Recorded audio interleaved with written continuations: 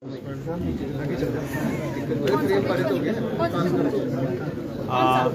आज 9 वर्ष पूरे होने पर व्यापारी सम्मेलन था। कितना महत्वपूर्ण मानते हैं और कितने तैयार हैं 2024 के लिए? हमारे लिए सौभाग्य की बात है कि भारतीय जनता पार्टी की सरकार का 9 वर्ष का कार्यकाल नरेंद्र भाई मोदी जी के नेतृत्व में पूर्ण हुआ है और 10 साल का कार्यकाल अगले चुनाव तक पूरा होगा, यानी कि एक दशक भाजपा के नाम और अगले दशक की दस्तक शुरू होगी। 9 वर्ष के इस कार्यकाल में जो देश के लिए उपलब्धियां रही, उन उपलब्धियों को समाज के हर वर्ग तक पहुंचाना, ये हमने पार्टी की ओर से तय किया है। और एक विशेष अभियान, महाजनसंपर्क अभियान आजकल जो चल रहा है 30 जून तक, उस कार्यक्रम के अंतर्गत जो व्यापारियों के साथ भी एक कार्यक्रम होना चाहिए और आज शिमला में वो कार्यक्रम संपन्न हुआ है। और मुझे इस बात की खुशी है कि नरेंद्र मोदी जी की जो योजनाएं हैं, उन योजनाओं को लोगों तक पहुंचाने में बहुत सहजता हो रही है, क्योंकि लोग अपने आप महसूस कर रहे हैं कि बहुत कुछ इन 9 वर्ष के कार्यकाल में हुआ है। चाहे वो देश के विकास की अगर बात कहें, और चाहे वो देश के विकास के साथ साथ में अंतर्राष्ट्रीय मंच पर, अंतर्राष्ट्रीय स्तर पर भारत की पहचान, भारत का सम्मान बढ़े, उस दृष्टि से उन तमाम मुद्दों को लेकर के हम लोगों के बीच में जा रहे हैं।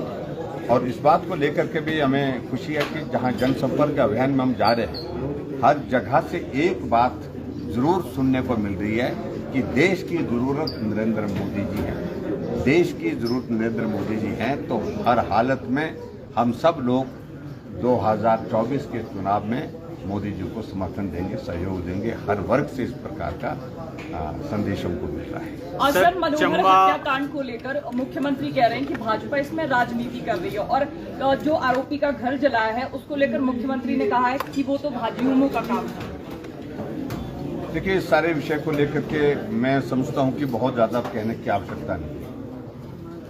चीजें बड़ी साफ और स्पष्ट दिखाई दे रही है और विचित्र तब लग रहा है जब मुख्यमंत्री कह रहे हैं कि आंदोलन की जरूरत थी। भारतीय जनता पार्टी शोर क्यों डाल रही है? इतनी बड़ी घटना घटित हो जाने के बावजूद भी क्या हम चुप रहे? 25 साल का नौजवान मनोहर की हत्या होती है, और सिर्फ हत्या ही नहीं होती है, शरीर के 8 टुकड़े कर दिए जाते हैं, कटर से काट करके, बोरी में डाल करके नाले में दबा दिया जाता है। और बाद में जो आरोपी हैं उनको गिरफ्तार करने में वक्त लग गया। हमारा कहने का मतलब यह है कि आरोपी गिरफ्तार होना एकमात्र वो समाधान नहीं है। हम तो चाह रहे हैं इसकी जांच, विस्तृत जांच होनी चाहिए, और जो आरोपी के बारे में जो लोगों की धारणा है, लोगों के बीच में जो चर्चा है, उससे बहुत सारे प्रश्न खड़े हुए हैं। उनका समाधान तभी हो पाएगा जब एक बड़ी एजेंसी उसकी इन्वेस्टिगेशन की प्रोसेस कंप्लीट करे। आज विचित्र लग रहा है हमको कि घटनाएं घटित हो रही हैं, मर्डर की हो रही है, बलात्कार की हो रही है, अलग अलग तरह की घटनाएं घटित हो रही हैं, और प्रदेश में डीजीपी तो छुट्टी पर गए हैं, लेकिन डीजीपी का चार्ज शायद अभी तक किसी को भी नहीं दिया गया। कौन देख रहा है मुझे मालूम नहीं, और मुझे जानकारी नहीं। मुझे एक न्यूज चैनल वाले सुना रहे थे कि जिनको लॉ एंड ऑर्डर का काम दिया गया है, वो एक तरह की पॉलिटिकल स्टेटमेंट दे रहे हैं, वो पुलिस अधिकारी, कि भारतीय जनता पार्टी इसमें राजनीति कर रही है। ये अधिकारी का जिम्मा नहीं है। वो थोड़ा सुन ले, हमारी बात को ठीक तरह से सुन ले, नहीं तो सुनानी पड़ेगी। कोई नेता बोले समझ में आती है, लेकिन अधिकारी बोले कि भारतीय जनता पार्टी राजनीति कर रही है, उन्हें मालूम नहीं पड़ रहा कि आदमी की हत्या होने के बाद इस प्रकार की घटना के कारण वहां पर जन आक्रोश किस कदर बढ़ा है। और हिमाचल के इतिहास में यह पहली बार हुआ कि पूर्व मुख्यमंत्री, लीडर ऑफ ऑपोजिशन उस पीड़ित परिवार को मिलने जाता है तो 60 किलोमीटर पहले रोक दिया जाता है। हमको वहां पर उस सब डिवीजन की सीमा से अंदर जाने ही नहीं दिया। हमने कहा संकट क्या है आपको, हमारे जाने से क्या परेशानी है? बोलते धारा 144 है। हमने कहा हम गाड़ी में जाएंगे, कोई आदमी सड़क पर उतरेगा नहीं। कहा कि हमें ऊपर से आदेश है। हमने कहा दोबारा बात करके देखिए, हम गारंटी दे रहे हैं, जिम्मेवारी के साथ बोल रहे हैं।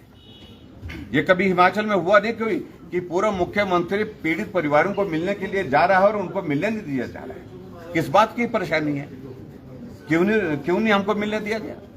और ऐसे में दूसरी बात सबसे महत्वपूर्ण ये है कि जिस तरह की कंट्रोवर्सीज वहां पर हुई है, उन कंट्रोवर्सीज जो कंट्रोवर्सीज बातें आ रही हैं, उनकी जांच होने की बात कहना क्या गुनाह है?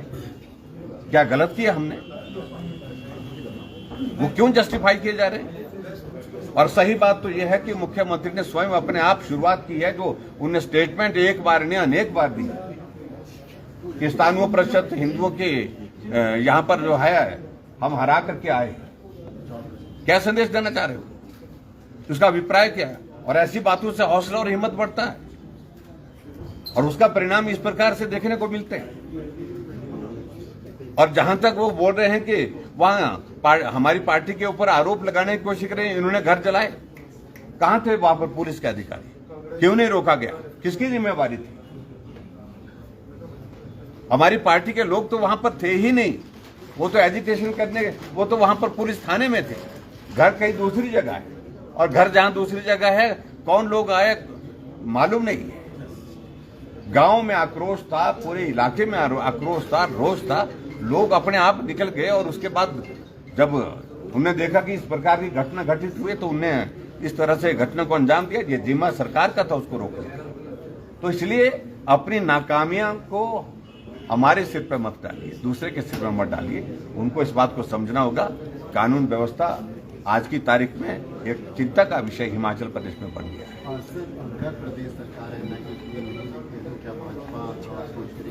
देखिए, हम अपनी तरह से बात करेंगे, हम तो कहेंगे, लेकिन जिम्मा सरकार का ही है।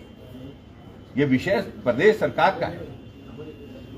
सही मायने में उनको इस सारे मामले को लेकर के जिस प्रकार से जांच करनी चाहिए और उसकी गंभीरता को समझना चाहिए, उनको स्वयं अपने आप ही लिख करके देना चाहिए कि एनआईए के माध्यम से जांच करें।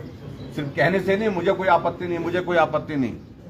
और मुझे कह रहे हैं कि भाई पूर्व मुख्यमंत्री बात करे, बात वहां पर दिल्ली में बात करे। अरे हमने जहां बात करनी है उसमें हमको किसी को पूछने की आवश्यकता नहीं है। लेकिन प्रदेश सरकार का जिम्मा मुख्यमंत्री जी आपके पास है, और इसलिए इस जिम्मेवारी को समझिए और जिम्मेवारी के साथ बात करिए। ठीक है, थैंक यू।